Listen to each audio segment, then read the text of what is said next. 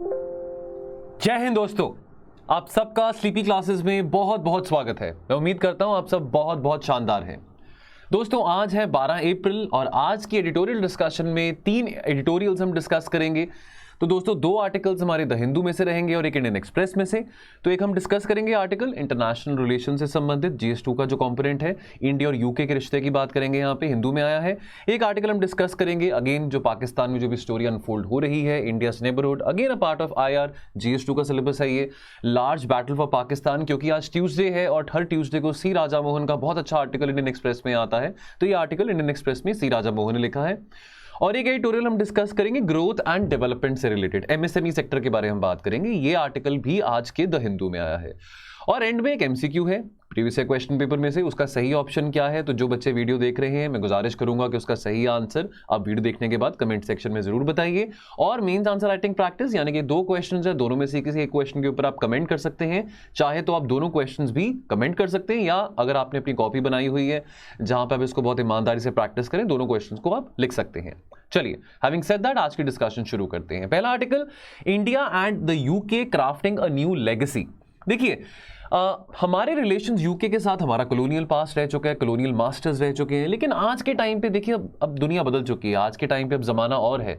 अब इंडिया एक वो कॉलोनी नहीं रही यूके की। आज के टाइम पे India, the fact of the matter, is the 6th largest economy. और अगर हम यूके की बात करें तो UK is the 5th largest economy. तो कुछ ज्यादा अंतर नहीं रह गया है ना। अब आज के टाइम पे हमको ये भी पता है कि यूके ने अब ब्रेक्सिट हो चुका है। ब्रेक्सिट का यानी कि मतलब कि जो यूके है वो यूरोपियन यूनियन का हिस्सा नहीं है। और बहुत लंबे अरसे से यूके ने इच्छा जताई है अपनी, यूके बहुत इंटरेस्टेड है इंडिया के साथ एक फ्री ट्रेड अग्रीमेंट साइन करने में। तो अगर हम अपने फ्री ट्रेड अग्रीमेंट की बात करें, भी हाल ही में हमने UAE के साथ भी बातचीत करी है फ्री ट्रेड अग्रीमेंट की, ऑस्ट्रेलिया के साथ बातचीत चल रही है, यूके, इजराइल, तो इन सब देशों के साथ, यूरोपियन यूनियन की भी बात करें तो फ्री ट्रेड अग्रीमेंट्स की बहुत सारी बात चल रही है। तो ये जो मिसकंसेप्शन है कि जी इंडिया आत्मनिर्भर भारत के चलते बहुत प्रोटेक्शनिस्ट पॉलिसीज फॉलो कर रहा है, ये गलत है ना। हम फ्री ट्रेड अग्रीमेंट्स को परस्यू करना चाहते हैं, एलिमिनेशन ऑफ ड्यूटीज हो सके, एलिमिनेशन ऑफ टैरिफ्स हो सके, एटसेट्रा एटसेट्रा।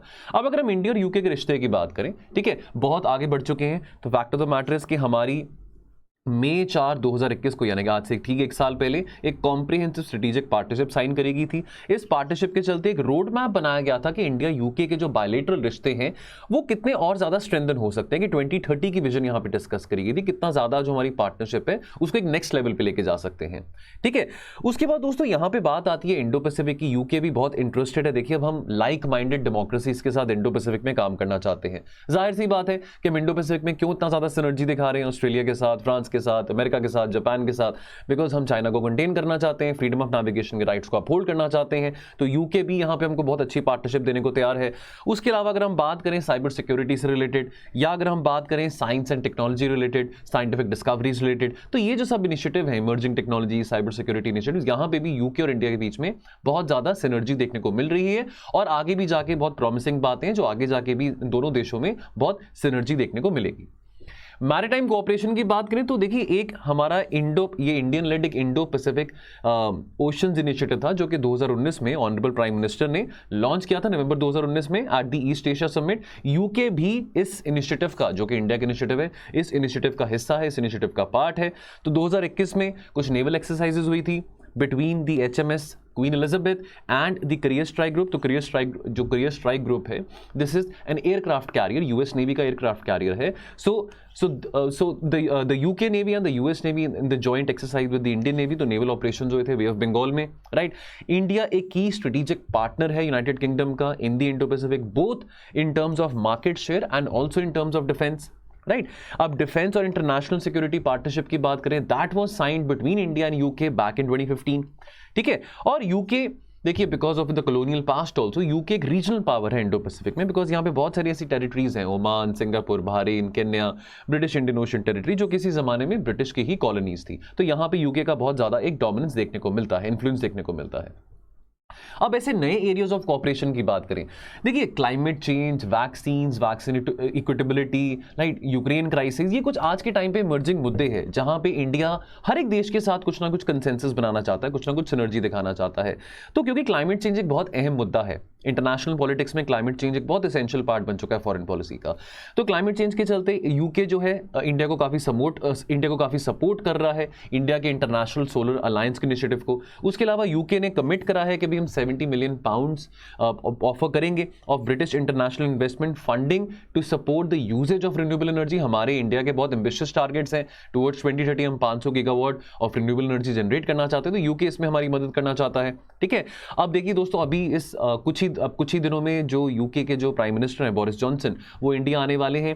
तो जनवरी की अगर हम बात करें, Indian UK manage to conclude the first round of talks for an India UK free trade agreement. तो ऐसा लगता है कि अभी जब वो आने वाले हैं बोरिस जॉनसन, जब वो मोदी जी को मिलेंगे, तो ऐसा लगता है कि जो अर्ली हार्वेस्ट डील है, यानी कि जो प्रीकर्सर होता है टू एन एफटीए, वो शायद साइन हो जाएगा और एफटीए को लेकर और भी बहुत सारी बातचीत होगी। ठीक है, नाउ अगर हम कंक्लूजन की बात करें, देखिए for Britain a successful conclusion of a free trade agreement, देखिए जो अगर हम यूके की बात करें, वो ज़्यादा इंटरेस्टेड है आज के टाइम में, वो ज़्यादा इंटरेस्टेड है कि कैसे वो बाकी देशों के साथ, क्योंकि वो यूरोपियन यूनियन का हिस्सा नहीं रहा, कि कैसे वो बाकी देशों के साथ इंक्लूडिंग इंडिया एक फ्री ट्रेड एग्रीमेंट साइन कर सके। ठीक है, बहुत बड़ी मार्केट है इंडिया, अब यूके के लिए तो बहुत बड़ी मार्केट है, यहाँ पे देखिए 150 करोड़ लोग रहते हैं, तो डेफिनेटली इतना सारा मार्केट एक्सेस मिलेगा इंडिया के लिए।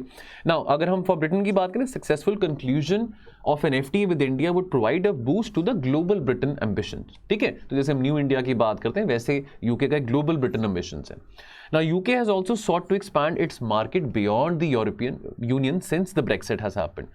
और अगर हम इंडिया की बात करें, देखिए इंडिया 2023 में G20 की प्रेसिडेंसी है इंडिया के पास, बहुत सारे देश के बहुत सारे अमेरिका, यूके, ठीक है, रशिया, इन सब के जो बहुत बड़े बड़े मिनिस्टर्स हैं, फॉरेन मिनिस्टर्स हैं, नेशनल सिक्योरिटी एडवाइजर्स हैं, डेप्यूटी सिक्योरिटी एडवाइजर्स हैं, ये यूक्रेन क्राइसिस के चलते कितने सारे जो लीडर्स हैं वो इंडिया आ रहे हैं, इंडिया की सपोर्ट सीख करना चाहते हैं, इंडिया को अपने साइड पर करना चाहते हैं। तो इंडिया का लेवरेज बहुत है आज के टाइम पे ग्लोबल, अगर हम ग्लोबल जियो पॉलिटिक्स की बात करें, तो इंडिया भी is also seeking out that how can it carve a new role itself in the evolving global order as a leading power। तो यूके जो है वो भी जो अपना पोस्ट ब्रेक्सिट जो है, जो अपना स्ट्रेटेजिक आउटलुक है, उसको थोड़ा रिकैलिब्रेट कर रहा है, रीमॉडिफाई कर रहा है, और यूके चाहता है कि ये जो फ्री ट्रेड एग्रीमेंट है, that should be a very historic and unique movement between both India and the United kingdom. चलिए दोस्तों, थोड़ा आगे बढ़ने से पहले थोड़ी इन्फॉर्मेशन आपको हमारे कोर्सेज के बारे में देना चाहता हूं। तो दोस्तों, ये कोर्सेज आपके सामने हैं। अगर हम जीएस की बात करें, प्री कम मेंस या एसए की बात करें, या मेंस आंसर राइटिंग प्रोग्राम की बात करें, तो ये कोर्सेज के बारे अगर आप और इन्फॉर्मेशन लेना चाहते हैं, इन कोर्सेज के फीचर्स यहाँ पे भी मेंशन्ड है, आपको पीडीएफ में भी मिल जाएंगे। तो दोस्तों, अगर आप इसके बारे में इन्फॉर्मेशन और चाहते हैं, आप दिए गए नंबर पर कॉल कर सकते हैं या वेबसाइट पर भी विजिट कर सकते हैं और इन कोर्सेज को इनरोल कर सकते हैं। खास करके जो बच्चे इस साल मेन्स, चलो अभी तो प्रीलिम्स के बाद आपका रिजल्ट आएगा तो आप मेन्स की भी तैयारी करेंगे, तो अगर आप मेन्स के आंसर राइटिंग प्रोग्राम में जुड़ना चाहते हैं, एसए में जुड़ना चाहते हैं, या जो बच्चे हैं जो 2023 में अपना पहला अटेम्प्ट देंगे, तो वो जीएस का प्री कम मेंस की तैयारी अच्छी तरह से करना चाहते हैं हमारे साथ, तो आप ये कोर्सेज के बारे में इंफॉर्मेशन लेके इनमें एनरोल कर सकते हैं। चलिए, सो दोस्तों, अगला आर्टिकल ये सी राजा मोहन ने लिखा है, the larger battle for Pakistan. तो दोस्तों, यहाँ पे जो अभी हमने वैसे कल भी डिस्कस किया था, पाकिस्तान में जो अभी कॉन्स्टिट्यूशन, जो पाकिस्तान में जो क्राइसिस चल रहा है, उसकी इंप्लीकेशंस ग्लोबल पॉलिटिक्स में क्या होगा। हमने कल बात करी थी कि उसके जो टाइज इंडिया के साथ, अफगानिस्तान के साथ, अमेरिका के साथ, चाइना के साथ कैसे इंपैक्टेड रहेंगे। अब देखिए, इमरान खान तो वो नो ट्रस्ट वोट हार चुके हैं, ठीक है, तो जैसे हमने कल भी बात करी थी that he is retired hurt. Now अब शहबाज शरीफ हैं जो कि अब प्राइम मिनिस्टर बनेंगे। एक मिलीजुली सरकार है, यहाँ पे बिलावल भुट्टो जो कि पाकिस्तान पीपल पार्टी से हैं और शहबाज शरीफ यानी कि जो पाकिस्तान मुस्लिम लीग में से हैं, तो एक कोलिशन गवर्नमेंट बन रहा है। अब आने वाले समय में देखने की वाली बात होगी कि कैसे कोलिशन गवर्नमेंट अपने एजेंडा को स्ट्रेंथन कर सकता है। ठीक है ना, देखिए पाकिस्तान की जो ज्योग्राफिकल लोकेशन है, वेस्ट में अफगानिस्तान है, ईस्ट में चाइना है, टुवर्ड्स नॉर्थ ईस्ट इंडिया है, तो डेफिनेटली बहुत एक स्ट्रेटेजिक लोकेशन पे लाई करता है। Its location at the cross roads of the sub continent, Middle East, Eurasia and China. ठीक है, देखिए अभी पाकिस्तान के जो इंटरनल बैटल्स हैं, they are tied to the external geopolitical rivalry. देखिए बेशक अमेरिका का ये कहना है कि हमको कोई इंटरेस्ट नहीं है पाकिस्तान में क्या चल रहा है क्या नहीं चल रहा है, लेकिन अभी बहुत सारे जो देश हैं, Russia, China, America, even India, बहुत केयरफुली सिचुएशन को देख रहे हैं, ऑब्जर्व करें जो पाकिस्तान में अनफोल्ड हो रही है। ऐसा लगता तो नहीं है कि पाकिस्तान के लिए इंडिया एक बहुत बड़ी प्रायोरिटी रहेगी। कारण यह है कि पाकिस्तान के अंदर अभी और बहुत ऐसे अहम मुद्दे हैं जो कि उनकी प्रायोरिटी बने। फॉर एग्जांपल अगर हम उनकी इकोनॉमिक सिचुएशन की बात करें, कोई ज़्यादा अच्छी उनकी इकोनॉमिक सिचुएशन नहीं है, फॉरेक्स रिजर्व्स कितने डिप्लीट हो चुके हैं, लोन्स कितने सारे, पाकिस्तान ने कितने सारे लोन्स उठाए हैं IMF से। ठीक है, पाकिस्तान अभी भी ग्रे लिस्ट में आता है फाइनेंशियल एक्शन टास्क फोर्स से। ठीक है, तो अभी पाकिस्तान की जो इकॉनमी ज़्यादा अच्छी नहीं है। इमरान खान ने बातें तो बहुत बड़ी बड़ी करी थी, नया पाकिस्तान कि भी बेरोजगारी नहीं रहेगी, इकॉनमी की सिचुएशन बेटर होगी, एक्सेट्रा एक्सेट्रा, लेकिन ऐसी बात अभी नहीं हुई है। और उसके अलावा अलावा अगर हम तालिबान के साथ बात करें, अब तालिबान कह रहे हैं कि जो ड्यूरेंट लाइन है, यानी कि जो बॉर्डर है बिटवीन पाकिस्तान और अफगानिस्तान, हम इस डिमार्केशन को रिकॉग्नाइज करने को तैयार नहीं है, तालिबान का ये कहना है। तो तालिबान के साथ भी पाकिस्तान के भी मुद्दे चल रहे हैं। अभी हाल ही में पाकिस्तान के रिलेशंस मिडिल ईस्ट के साथ, अमेरिका के साथ भी बहुत खराब हो गए हैं, ठीक है। तो ये ऐसे अहम मुद्दे हैं जहां पे अभी पाकिस्तान की जो नई सरकार अभी बनी है, जो प्राइम मिनिस्टर बने हैं, उनको इन मुद्दों पे काम करना है। तो इंडिया अभी इतनी हाई प्रायोरिटी नहीं होगा। लेकिन ऐसी न्यूज आ रही है कि जो शहबाज शरीफ हैं वो चाहते हैं, देखिए पहले वो chief minister of Pakistan, chief minister of Punjab भी रह चुके हैं, ठीक है, पाकिस्तान में जो पंजाब प्रोविंस है, तो उनके रिलेशंस अच्छे रह चुके हैं पहले, ठीक है, इंडियन डिप्लोमैट्स के साथ, इंडियन ऑफिशियल्स के साथ। तो वो चाहते हैं कि भाई इंडिया के साथ हमारे रिश्ते अच्छे हों। लेकिन बात तो ये ना कि चाहता तो हर कोई सिविलियन लीडर है। वो तो नवाज शरीफ भी चाहते थे, वो तो शहबाज शरीफ भी चाहते हैं, इमरान खान भी कहते थे बहुत बड़ी बड़ी बातें। लेकिन अब काफी सारे जो इंडियन ऑब्जर्वर्स हैं, जो कमेंटेटर्स हैं, वो कहेंगे कोई नई बात तो नहीं हो रही है। After all who is calling the shots in Pakistan? It is the army. तो क्या वाकई में इस बार army has called the shots? यहां पे देखिए दोस्तों, एक बहुत पेचीदा बात समझने को यहां पे ये आती है कि ठीक है, ये तो हम देखिए बहुत लंबे अरसे से देखते आ रहे हैं, जो कू का कल्चर है ना। एक बहुत फेमस सेइंग है पाकिस्तान में, या तो अगले दिन कोर्ट मार्शल होता है या मार्शल लॉ लग जाता है, ठीक है। तो अब ये सिविलियन और आर्मी के बीच में जो कन्फ्लिक्ट है, ये बहुत सदियों से हम देखते आ रहे हैं। लेकिन बात यह आती है कि क्या ये अब वही सेम चीज हो रही है हमारे सामने जो अनफोल्ड हो रही है? ऐसा लगता नहीं है। देखिए इमरान खान की बात करें, इमरान खान ने बहुत एम्बिशियस बातें करी 2018 में जब वो बने प्राइम मिनिस्टर, कि भाई हम एक नया पाकिस्तान का दौर लेके आएंगे, यहाँ पे पाकिस्तान का जो युवा है, जो बच्चे हैं, उनको नौकरियां मिलेंगी, टेररिज्म को खत्म करेंगे, इंडिया के साथ रिलेशन अच्छे करेंगे, एटसेट्रा एटसेट्रा, ठीक है।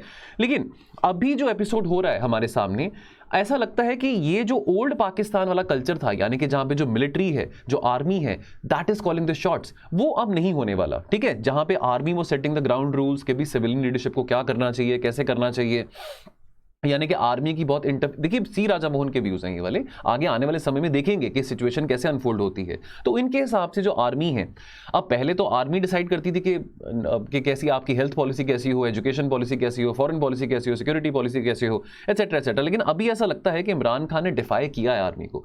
अब देखिए इमरान खान और आर्मी चीफ की अगर हम बात करें, कमर जावेद बाजवा, तो वैसे तो देखिए ऐसा भी बहुत कहा जाता था कि इमरान खान का आने का, जो इमरान खान प्राइम मिनिस्टर बने हैं, उसका बहुत ज्यादा क्रेडिट आर्मी को जाता है, कि आर्मी की ब्लेसिंग्स के बिना, आर्मी के आशीर्वाद के बिना वहां पे कोई पत्ता भी नहीं हिलता, और आर्मी के ब्लेसिंग्स के बिना कोई भी ऐसे प्राइम मिनिस्टर नहीं बन सकता वहां पे। तो लेकिन पिछले साल एक डिस्प्यूट हुआ था बिटवीन इमरान खान एंड कमर जावेद बाजवा, जो कि आर्मी चीफ है। वो डिस्प्यूट किसके पीछे था? इमरान खान जो थे वो चाहते थे, जो ISI के जो चीफ थे उस वक्त, लेफ्टिनेंट जनरल फैज हमीद, कि वो अभी भी ISI के चीफ बने रहे। लेकिन कमर जावेद बाजवा क्या चाहते थे? नदीम अंजुम जो है वो ISI के चीफ बने। इमरान खान के फेवरेट थे जनरल फैज हमीद, तो वो ये चाहते थे कि जो अगले सक्सेसर होंगे जावेद बाजवा के, वो भी जनरल फैज हमीद होंगे। तो वो भी 3 स्टार रैंक जनरल हैं पाकिस्तान की आर्मी में। तो अब ये कंफ्लिक्ट हुआ इमरान खान और जावेद बाजवा के बीच में, राइट। अब बहुत सारे जो रिटायर्ड आर्मी ऑफिसर्स थे, बहुत सारे जो सर्विंग आर्मी ऑफिसर्स थे, वो भी इमरान खान को सपोर्ट कर रहे थे। ये कोई हिडन सीक्रेट नहीं है। अब यहां पे बात आती है इलीट कंसेंसस की। देखिए अभी पाकिस्तान की इकॉनमी इतनी ज्यादा अच्छी नहीं है। अगर आप बात करें, कोलिशन गवर्नमेंट वहां पे बनी है, देखने वाली बात होगी कि कोलिशन गवर्नमेंट भी कितने टाइम के लिए स्टेबल रह सकती है, ठीक है। लेकिन एक बात समझनी जरूरी है कि किसी भी डेमोक्रेसी में, देखिए चलो पाकिस्तान तो डेमोक्रेसी है ही नहीं, है ना, लेकिन किसी भी डेमोक्रेसी में एलीट कल्चर नहीं होना चाहिए, ठीक है। डेमोक्रेसी में सबसे ऊंचा कौन है? डेमोक्रेसी में से सबसे ऊंचे होते हैं वी द पीपल, ठीक है। लोगों से ऊपर तो कोई भी नहीं है, कोई भी लीडर नहीं है, कोई भी जनरल नहीं है, कोई भी चीफ सेक्रेटरी नहीं है, कोई भी DGP नहीं है, लोग सबसे ऊपर है। लेकिन एक डेमोक्रेटिक स्टेबिलिटी के लिए अगर देखिए 2 स्ट्रक्चर्स हैं, अगर हम पाकिस्तान की बात करते हैं, तो पाकिस्तान में 2 स्ट्रक्चर्स हैं ऑफ पावर, एक तो आपकी सिविलियन लीडरशिप और एक आपकी आर्मी है। तो दोनों के बीच में कंसेंसस होना बहुत जरूरी है अगर आपको एक कुछ एक्सटेंड तक डेमोक्रेटिक स्टेबिलिटी बनाए रखनी है, ठीक है। विच कैन मेक, अब ये कंसेंसस का नतीजा क्या होगा? This can make consensus on the rules of political contestation and the distribution of economic benefits, ठीक है। अल्टीमेट एम, पावर जिस मर्जी के पास हो, अल्टीमेट एम तो है कि लोगों की भलाई हो, ठीक है, लोगों को एजुकेशन मिले, हेल्थ फैसिलिटीज मिले, रोजगार अपॉर्चुनिटीज मिले, एटसेट्रा एटसेट्रा। अब इमरान खान ने कहा कि भाई ये जो डुअल स्ट्रक्चर ऑफ पावर है, कि भाई एक सिविलियन लीडर के पास है, एक आर्मी के पास है, ये मेरे होते हुए नहीं होगा। तो इमरान खान ने इस कंसेंसस को ब्रेक किया है कि भाई ये जो सो कॉल्ड एलीट कंसेंसस है, ये पाकिस्तान में एज पर इमरान खान कि ये नया पाकिस्तान में ये कल्चर नहीं चलेगा कि जो भी तय करना है वो सिविलियन लीडरशिप ही तय करेगी, आर्मी के नीचे हम डोमिनेट नहीं होंगे। ये इमरान खान का ऐसा व्यू था, ठीक है। Now what is the way forward? देखिए अब इस बात की कोई गारंटी तो नहीं है कि जो आर्मी के रिश्ते हैं, अब चाहे शहबाज शरीफ बन चुके हैं प्राइम मिनिस्टर के, उनके साथ रिश्ते कैसे रहेंगे, चाहे कल को जाके आईएसए का चीफ कोई और बने, आर्मी का चीफ कोई और बने, इस बात की कोई गारंटी तो नहीं है। और ना ही हम इस बात को गारंटी ले सकते हैं कि जो भी सिविलियन कोलिशन बना है, ठीक है, ये कितने दिन तक स्टेबल रहेगा, इस बात की भी कोई गारंटी नहीं है। ठीक है, देखिए पाकिस्तान के लिए आज के टाइम पे, देखिए हम इंडिया के स्ट्रेटेजिक ऑटोनॉमी की बात करते हैं ना, कि अभी यूक्रेन के क्राइसिस के चलते इंडिया को एक बहुत न्यूट्रल बैलेंस बना के रखना पड़ा था। बहुत सारे देश प्रेशर कर रहे थे इंडिया को कि आप रशिया को कंडेम क्यों नहीं कर रहे हैं। तो यहां पे इस आर्टिकल में सी राजा मोहन ये कह रहे हैं कि इतनी मुश्किल इंडिया को नहीं आएगी या आ रही है to maintain a balance between Russia and America. जितनी जो प्रॉब्लम है, जितनी जो अभी जो टेंशन पाकिस्तान को भी आ रही है, to maintain a balance between Russia and America. क्योंकि अभी हाल ही में इमरान खान रशिया भी गए थे, व्लादिमीर पुतिन को मिल के आए थे जब भी यूक्रेन रशिया के बीच में लड़ाई चल रही थी। तो अमेरिका ने इस बात को अप्रिशिएट नहीं किया था। अब ऐसा देखा जा रहा है कि पाकिस्तान की जो लीडरशिप थी इमरान खान के अंदर, तो वो थोड़ा डिस्टेंस अपने आप को कर रहे थे from the middle east, from America, और ज्यादा क्लोज जा रहे थे towards Russia, towards China, towards Turkey. तो ये बातें अमेरिका को पसंद नहीं आ रही थी। और इमरान खान ने बार बार इंडिया की इंडिपेंडेंट फॉरेन पॉलिसी को भी प्रेस किया था। देखिए इमरान खान ने इंडियन लीडरशिप को भी बहुत पहले इन द पास काफी कुछ बोला, काफी कुछ बुरा भला भी बोला है। ठीक है, खास करके जब से एब्रोगेशन ऑफ आर्टिकल 370 हुआ था, तो इंडिया के खिलाफ उन्होंने काफी बातें बोली भी। लेकिन अभी हाल ही में जो रशिया यूक्रेन का जो झगड़ा हुआ था, उन्होंने इंडिया की इंडिपेंडेंट फॉरेन पॉलिसी को बहुत प्रेस किया था। इंडिया की स्ट्रेटेजिक ऑटोनॉमी की जो हम बात करते हैं, वो इनडायरेक्टली पाकिस्तान की आर्मी को क्रिटिसाइज कर रहे थे कि भाई पाकिस्तान की आर्मी का क्या बनता है अननेसेसरली अगर सिविलियन लीडरशिप की जो पॉलिसीज है उसमें इंटरफेयर करने का।